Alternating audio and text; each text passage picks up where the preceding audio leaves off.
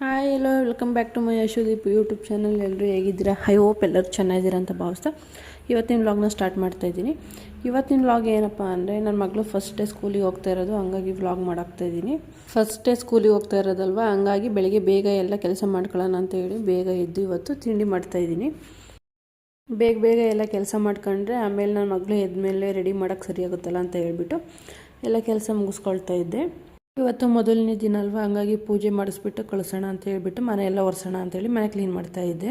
ನಾನೆಲ್ಲ ಕ್ಲೀನ್ ಮಾಡ್ತಾಯಿದ್ದೆ ಅಷ್ಟರೊಳಗೆ ನಮ್ಮ ಅಮ್ಮ ನನ್ನ ಮಗಳನ್ನೇ ದಳಿಸ್ಕೊಂಡು ಬಂತು. ದೇವ್ರ ಫೋಟೋ ನೋಡಿ ಅಂತ ಹೇಳಿ ತೋರಿಸ್ಕೊಂಡು ಸ್ನಾನ ಕರ್ಕೊಂಡು ಹೋಗಿ ಸ್ನಾನ ಎಲ್ಲ ಮಾಡಿಸ್ಕೊಬಂದು ರೆಡಿ ಮಾಡಿದ್ದಾರೆ. ನನ್ನ ಮಗಳು ಸ್ಕೂಲಿಗೆ ಹೋಗಲ್ಲ ಅಂತ ಅಳ್ಳಳು, ಯಾವಾಗಲೂ ಅಂಗನವಾಡಿಗೆ ಹೋಗಿಲ್ಲ.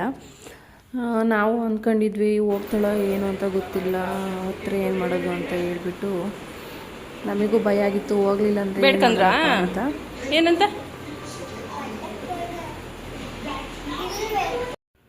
ಆಮೇಲೆ ನನ್ನ ಮಗಳು ಹೊರಟ್ಲು, ಅಮ್ಮ ಹೋಗ್ಬಿಟ್ಟು ಬರ್ತೀನಿ, ವ್ಯಾನೇ ಬಂದಿಲ್ವಲ್ಲ ಇನ್ನೂ, ಬೇಗ ಹೋಗಬೇಕು ಸ್ಕೂಲಿಗೆ ಅಂತ ಹೇಳ್ಬಿಟ್ಟು. ನನ್ನ ಮಗಳು ಹೋಗಲ್ಲ ಅಂತ ಅಂದ್ಕೊಂಡಿದ್ವಿ, ಆದರೂ ಖುಷಿಯಿಂದ ಹೊರಡ್ತು. ವ್ಯಾನ್ ಬೇಗ ಬರುತ್ತೆ ಅಂತ ಹೇಳ್ಬಿಟ್ಟು ಬೇಗ ತಿಂಡಿ ಎಲ್ಲ ತಿನ್ನಿಸಿ ಎಲ್ಲ ರೆಡಿ ಮಾಡಿದ್ವಿ. ಬೆಳಗ್ಗೆ 8:15 ರೆಡಿ ಆಗಿತ್ತು, ನಾನು ಹೋಗ್ತೀನಿ ಅಮ್ಮ ಸ್ಕೂಲಿಗೆ ಅಂತ ಹೇಳ್ಬಿಟ್ಟು. ಲಂಚ್ ಬ್ಯಾಗು ಒಳಗೆ ಇಟ್ಟಿರಿ ವ್ಯಾನ್ ಬರೋವರೆಗೂ ಅಂತ ಹೇಳಿದರು, ಕೇಳ್ತಾನೆ ಇರಲಿಲ್ಲ. ಬ್ಯಾಗ್ ಹಿಡ್ಕೊಂಡೆ ತಿರುಗಾಡ್ತಾ ಇತ್ತು. ಅಮ್ಮ ಇನ್ನೂ ಯಾಕೆ ವ್ಯಾನ್ ಬಂದಿಲ್ಲ, ಹೋಗೋಣ ಬನ್ನಿ ಅಂತ. ಹಂಗಾಗಿ ನಮ್ಮ ಅಮ್ಮನ ತಲೆ ಬಚ್ಕೊಳ್ತಾ ಇತ್ತು, ಕಳಿಸ್ಬಿಟ್ಟು ಬರೋಣ ಅಂತ ಹೇಳ್ಬಿಟ್ಟು. ಇವಾಗ 9 ಗಂಟೆ ಆಗಿದೆ, 9:15ಗೆ ವ್ಯಾನ್ ಬರುತ್ತೆ ಅಂತ ಹೇಳಿದರು. ಹಂಗಾಗಿ ಇವಾಗ ಕೆಳಗಡೆ ಬಂದ್ವಿ, ಕಳಿಸ್ಬಿಟ್ಟು ಹೋಗೋಣ ಅಂತ ಹೇಳ್ಬಿಟ್ಟು.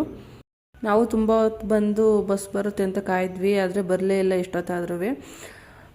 ಆಮೇಲೆ ಸ್ವಲ್ಪ ಹೊತ್ತು ಆಟ ಆಡಿದ್ಲು ನನ್ನ ಮಗಳು ತನ್ವಿ ಜೊತೆ. ಆಮೇಲೆ ವ್ಯಾನ್ ಬಂತು. ವ್ಯಾನ್ ಬಂದಾಗಲೇ 9:45 ಆಗಿತ್ತು. ಎಲ್ಲ ಫಸ್ಟ್ ಡೇ ಅಲ್ವಾ, ಹಂಗಾಗಿ ಲೇಟಾಗಿ ಬಂದಿದ್ದಾರೆ ಇವತ್ತು. ನನ್ನ ಮಗಳು ಸ್ಕೂಲಿಗೆ ಹೋಗೋ ಖುಷಿಯಲ್ಲಿ ನಮ್ಮಮ್ಮ ಬಾಯಿ ಮಾಡ್ತಿದ್ರು, ತಿರುಗಿ ನೋಡಲಿಲ್ಲ.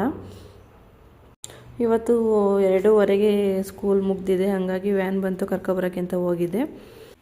ನನ್ನ ಮಗಳು ಕರ್ಕೊಬರೋಕ್ಕೆ ಅಂತ ಹೋದಾಗ ನಾನು ರೆಡಿಯಾಗಿದ್ದೆ, ಪಕ್ಕದ ಮೇಲೆ ಫಂಕ್ಷನ್ ಇತ್ತು ಅಂತ. ಹಂಗಾಗಿ ನನ್ನ ಮಗಳು ಎಲ್ಲೋಗಿದ್ರಿ ಅಮ್ಮ, ಹಿಂಗೆ ರೆಡಿಯಾಗಿದ್ದೀರಲ್ಲ ಅಂತ ಕೇಳ್ತಾ ಇದ್ಲು.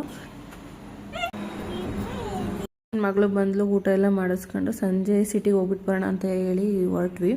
ನನ್ನ ಮಗಳಿಗೆ ಹಣ್ಣೆಲ್ಲ ತಗೊಬರ್ಬೇಕಿತ್ತು, ಹಂಗಾಗಿ ಹೋಗೋಣ ಅಂತ ಹೋಗ್ತಾ ಇದ್ದೀವಿ. ಹಾಗೆ ಈ ವ್ಲಾಗ್ ಇಷ್ಟ ಆಗಿದೆ ಲೈಕ್ ಮಾಡಿ, ಶೇರ್ ಮಾಡಿ, ಕಮೆಂಟ್ ಮಾಡಿ, ಸಬ್ಸ್ಕ್ರೈಬ್ ಮಾಡ್ಕೊಂಡು ವಿಡಿಯೋ ನೋಡಿ.